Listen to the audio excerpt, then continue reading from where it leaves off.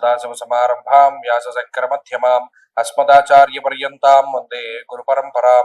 జ్యోతిష్ శాస్త్రాన్ని భావితరాల వారికి ప్రసాదించిన ఋషుల యొక్క పాదపద్మాలకి నమస్కారం చేసుకుంటూ, అలాగే నాకు ఈ జ్యోతిష విద్యను నేర్పిన గురువర్యులు జ్యోతిష బ్రహ్మ కీర్తిశేషులు శ్రీ ఏరంకి సూర్యనారాయణమూర్తి గారు, సూర్య శ్రీ దైవజ్ఞ గారి యొక్క పాదపద్మాలకి నమస్కారం చేసుకుంటూ, ఓం శ్రీ మహాగణాధిపతిర్మహ శ్రీ గురుభ్యో నమః. హరి ఓం. వీక్షకులందరికీ నమస్కారం. తులారాశి వారికి ఈ వారం గ్రహస్థితి సానుకూలంగా గోచరిస్తూ ఉన్నది. రాశి యందు రాశ్యాధిపతి అయినటువంటి శుక్రుని యొక్క అనుకూలత, బుధుని యొక్క అనుకూలత, పూర్తి చంద్రుని యొక్క బలము, శనేశ్వరుని యొక్క అనుకూలత వెరసి 50% బలాన్ని కలిగి ఉన్నటువంటి రాశిగా తులారాశి వారిని చెప్పుకోవచ్చును.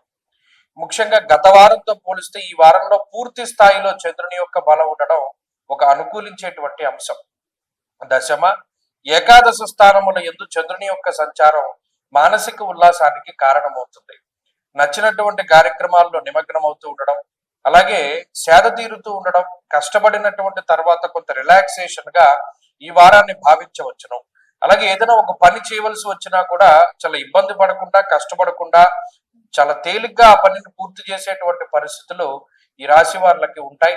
అలాగే శనేశ్వరుని యొక్క బలము, రాశ్యాధిపతి రాశిలోనే ఉండేటువంటి స్థితిగతులు, అలాగే 2వ స్థానం ముందు బుధుడు కూడా లౌకికమైనటువంటి వ్యవహారాల్లో విజయాన్ని సాధించి పెడతారు. మొత్తం మీద సగం 50% గోచార బలాన్ని కలిగి ఉన్నటువంటి ఈ రాశి వారికి ఆర్థిక ఇబ్బందులు ఏమీ కనబడటం లేదు. సకాలంలో ధనం చేతికి వస్తుంది. కావలసినటువంటి సమయానికి దాన్ని వినియోగించుకోగలుగుతారు. అలాగే ఆర్థిక పరమైనటువంటి ప్రగతి కూడా ఉంటుంది. కుటుంబపరమైనటువంటి వ్యవహారాలు కొంత ఇబ్బందిని కలిగించినప్పటికీ వాటిని అధిగమించి ముందుకు వెళ్ళగలుగుతూ ఉంటారు.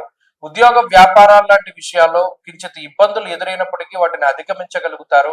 అలాగే కొంత అదృష్టము అనేటువంటిది ఈ వారంలో కనబడుతూ ఉన్నది. దశమస్తో యథాచంద్ర యత్ర కార్యార్థ సాధనం అన్నది శాస్త్రం.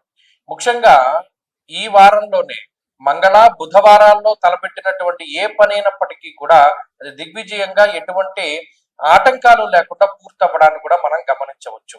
కాబట్టి తులారాశి వారి యొక్క స్థితిగతుల్లో కొంత ఎదుగుదల కనబడుతూ ఉన్నది. ఈ వారంతో జన్మరవి యొక్క దోషం కూడా తొలగిపోతుంది. ఈ రవి నెక్స్ట్ వారం నుండి 2వ స్థానంలోకి వెళ్ళిపోతారు కాబట్టి ఆ జన్మ రవి యొక్క దోషం కూడా తొలగిపోతే కొంత శారీరక శ్రమ తగ్గుతుంది.